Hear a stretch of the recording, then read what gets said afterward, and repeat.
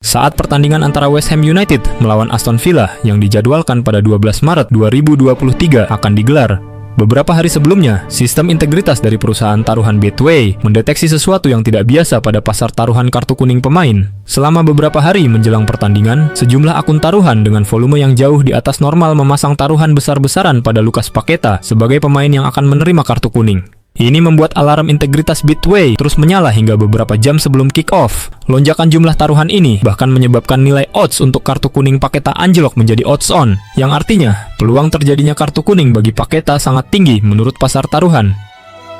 Pertandingan pun dimulai. Lucas Paqueta, yang sejak awal musim itu baru menerima 3 kartu kuning, menjadi salah satu pemain kunci West Ham di lapangan. Karena catatan ini, banyaknya taruhan pada Paqueta untuk mendapat kartu kuning di laga tersebut jelas menjadi sesuatu yang aneh dan mencurigakan. Yang membuat Betway semakin yakin bahwa ini bukan kebetulan adalah apa yang terjadi di menit ke-69. Saat skor masih imbang 1-1, Paqueta melakukan tackle terlambat terhadap kapten Aston Villa, John McGinn. Wasit Chris Kavanagh langsung mengeluarkan kartu kuning untuk Paqueta, dan kartu itu pun menjadi satu-satunya kartu kuning dalam pertandingan tersebut.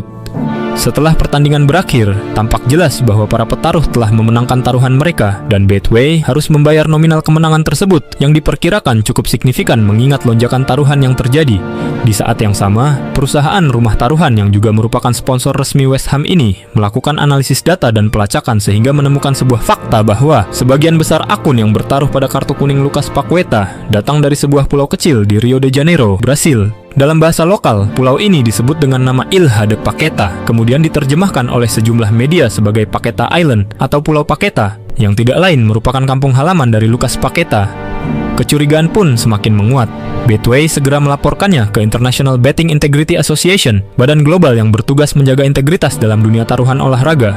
Kemudian, laporan diteruskan ke FIFA, dan dari sana disampaikan ke Asosiasi Sepak Bola Inggris, FA, yang akhirnya membuka penyelidikan resmi pada bulan Agustus 2023. Hasil penyelidikan oleh FA sangat mengejutkan. FA menyebutkan bahwa kejadian yang sama terjadi pula dalam 3 pertandingan lain di mana Paqueta menerima kartu kuning, yakni pertandingan melawan Leicester pada 12 November 2022, pertandingan melawan Leeds United pada 21 Mei 2023, dan pertandingan melawan Bournemouth pada 12 Agustus 2023. Dengan begitu, total ada 4 pertandingan dengan pola yang sama yang menyeret nama Lucas Paqueta di dalamnya. Disinilah Paqueta menghadapi tuduhan terlibat dalam spot fixing yang kemudian didakwa melanggar aturan E5 dan F3 oleh FA pada 22 Mei 2024. Aturan E5 melarang pemain mengatur jalannya pertandingan atau momen tertentu di permainan untuk tujuan apapun, termasuk untuk taruhan. Sementara aturan F3 berkaitan dengan sikap kooperatif dalam penyelidikan, di mana dalam kasus Paqueta, sang pemain dinyatakan tidak kooperatif selama penyelidikan. Penyelidikan ini memberikan dampak besar bagi karier Paqueta. Transfer meganya ke Manchester City senilai puluhan juta pound sterling batal dan reputasinya terus disorot publik dan media internasional. Setelah hampir 2 tahun proses panjang, pada Juli 2025, sebuah komisi independen akhirnya memutuskan bahwa tuduhan spot fixing terhadap Paqueta tidak terbukti secara meyakinkan. Meski begitu, ia tetap dinyatakan melanggar aturan karena ketidakpatuhan administratif selama penyelidikan. Kasus Paqueta, sebagaimana kita tahu, hanya serpihan kecil dari deretan kasus perjudian yang melibatkan pelakon industri sepak bola, khususnya klub, manajer, maupun pemain. Berikut adalah skandal-skandal perjudian lainnya yang pernah terjadi dalam sepak bola dan mungkin sudah kamu lupakan. Pertama, taruhan untuk kartu kuning Paweł Cibicki. Kasus ini sangat mirip kasus Lucas Paqueta. Paweł Cibicki adalah seorang striker muda menjanjikan asal Swedia yang pernah bermain untuk Malmö FF dan Leeds United. Pada tahun 2019, saat Cibicki bermain di Liga Swedia bersama IF Elfsborg, sebuah kasus spot fixing mencuat atas namanya. Menjelang laga melawan Kalmar FF, terjadi lonjakan mencurigakan dalam taruhan pada opsi kartu kuning untuk Paweł Cibicki. Sebagian besar taruhan itu datang dari akun-akun baru yang tiba-tiba muncul. Kemudian di pertandingan tersebut, pada menit ke-60, Cibicki mendapat kartu kuning.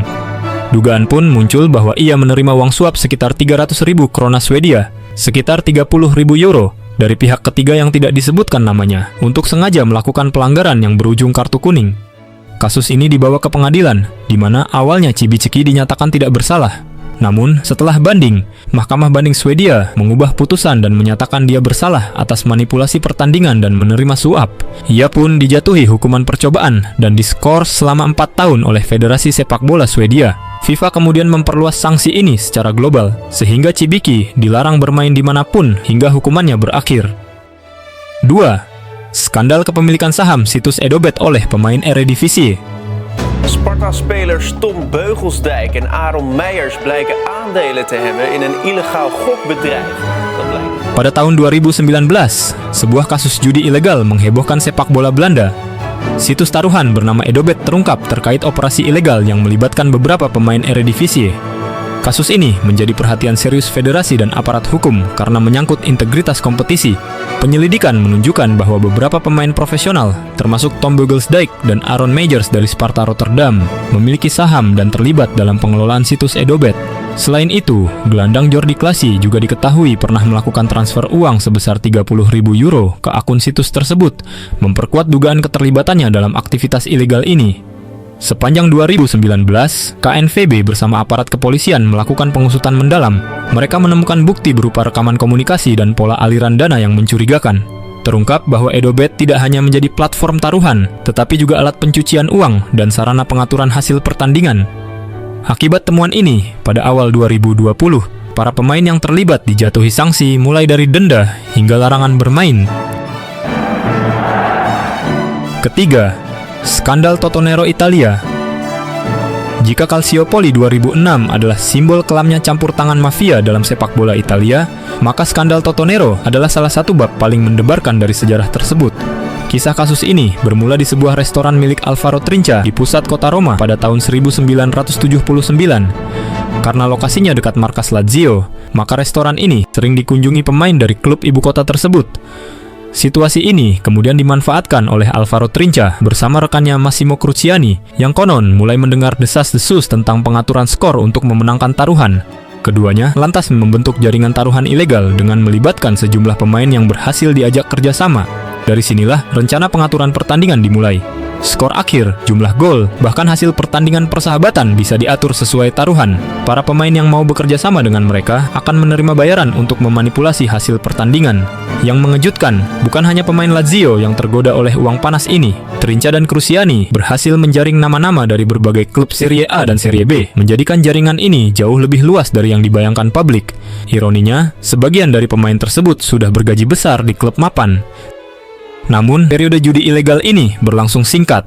Masalah mulai mencuat ketika Trinca dan Cruciani mulai menanggung kerugian yang mana hasil yang dijanjikan tidak berjalan sesuai rencana. Merasa tertipu oleh sejumlah pemain yang menjadi mitra mereka, Cruciani memutuskan untuk melapor ke polisi. Pada 1 Maret 1980, ia mengajukan pengaduan ke Kejaksaan Roma menyebut sekitar 27 pemain dan 12 klub yang terlibat dalam jaringan ini. Respons pun datang cepat.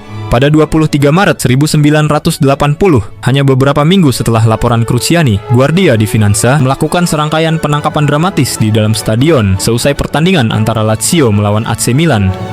Pemain Lazio yang ditangkap termasuk Bruno Giordano, Lionello Manfredonia, Pino Wilson, dan Massimo Cacciatori. Sementara dari kubu Milan ada nama Enrico Albertosi dan Giorgio Morini, serta presiden mereka, Felice Colombo. Tidak berhenti di situ, penangkapan kemudian berlanjut terhadap beberapa pemain dari klub Avellino, Perugia, Palermo, dan Bologna. Kasus ini pun berdampak sangat besar terhadap Liga Italia, sehingga VGC menjatuhkan hukuman retroaktif. Milan dan Lazio langsung terdegradasi ke Serie B, sementara klub seperti Avellino, Bologna, dan Perugia mendapat pengurangan poin. Adapun satu nama yang paling diingat saat itu adalah Paolo Rossi. Bermain untuk Perugia, Rossi ada dalam daftar pemain yang ditangkap. Dia dijatuhi hukuman skorsing selama 2 tahun dari sepak bola yang nyaris mematikan karirnya. Namun, usai menjalani hukumannya, Rossi justru menjadi protagonis bagi Italia yang membawa negara tersebut juara Piala Dunia, sekaligus menjadi top skor di turnamen itu. Keempat, skandal match fixing terbesar dalam sejarah sepak bola Korsel. Pada tahun 2011, sepak bola Korea Selatan diguncang oleh skandal yang mengguncang seluruh liga, kasus pengaturan pertandingan atau match fixing terbesar dalam sejarah K-League. Semua bermula di bulan Mei ketika 2 pemain profesional dari klub K-League, Park Sang-wook dan Sung Kyung-mo, ditangkap atas dugaan keterlibatan mereka dalam pengaturan hasil pertandingan. Kasus ini segera menjadi sorotan publik ketika pada tanggal 30 Mei, seorang mantan pemain Jeonbuk Hyundai Motors bernama Jung Jong Kwan ditemukan tewas di sebuah hotel di Seoul. Dalam surat wasiat yang ditinggalkannya, Jung mengaku telah terlibat dalam praktik curang tersebut dan menyatakan penyesalan yang mendalam atas tindakannya. Tragedi ini menjadi pukulan keras bagi dunia sepak bola Korea dan menguak betapa seriusnya masalah ini. Penyelidikan kemudian semakin mendalam. Pada bulan Juni, Jaksa Agung Korea Selatan mengumumkan bahwa 10 pemain dari K-League telah dijatuhi larangan bermain seumur hidup karena terbukti terlibat dalam skandal pengaturan pertandingan. Mayoritas dari mereka berasal dari klub Daejeon Citizen yang menjadi pusat dari kasus ini. Namun, kehebohan kemudian memuncak pada April 2012 saat Lee Kyung-hwan, salah satu pemain yang juga terlibat, ditemukan tewas bunuh diri. Kematian pemain ini terjadi di tengah proses penyelidikan yang semakin kompleks, di mana pihak berwenang mulai mengungkap jaringan pengaturan skor yang lebih luas dari dugaan awal. Penemuan ini memaksa aparat untuk memeriksa ulang hasil pertandingan yang sebelumnya dianggap bersih, serta menelusuri aliran uang dari para bandar judi yang ternyata menjangkau lebih banyak klub. Secara total, sebanyak 59 pemain dari 8 klub berbeda di K-League ditemukan terlibat dalam skandal ini, yang melibatkan pembayaran suap dari bandar judi untuk mengatur hasil pertandingan demi keuntungan finansial. Skandal ini menyebabkan kepercayaan publik terhadap K-League merosot tajam dan memaksa Federasi Sepak Bola Korea Selatan untuk melakukan reformasi besar-besaran dalam sistem pengawasan mereka. Sebagai langkah pemulihan, Federasi Sepak Bola Korea Selatan mengambil tindakan tegas termasuk menjatuhkan larangan seumur hidup dan hukuman penjara kepada para pelaku. Mereka juga memperketat pengawasan dan meningkatkan program edukasi untuk pemain setelah mengetahui bahwa tekanan finansial menjadi motif utama dari para pemain yang terlibat di kasus ini. Kelima, Sindikat Judi Malaysia sabotase lampu stadion. Pada 3 November 1997, pertandingan Liga Inggris antara West Ham United dan Crystal Palace di Stadion Upton Park dibatalkan setelah lampu stadion padam pada menit ke-65 saat skor masih imbang 2-2. Kejadian serupa terjadi pula pada pertandingan antara Wimbledon dan Arsenal di Selhurst Park pada Desember 1997, di mana lampu padam 13 detik setelah babak kedua dimulai.